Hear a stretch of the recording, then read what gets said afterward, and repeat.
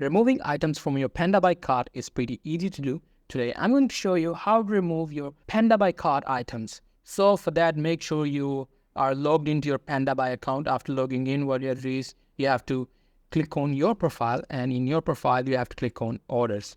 What it will do is it will take to your cart. As you guys can see, all of these are my products that I want to buy. But today, I'm going to show you how to remove it.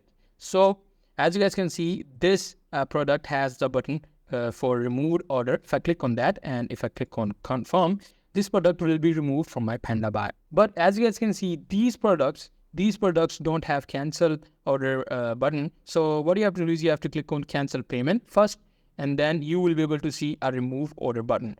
I'm just going to do this for all the products. I'm just going to click on cancel payment, and I'm just going to click on remove order.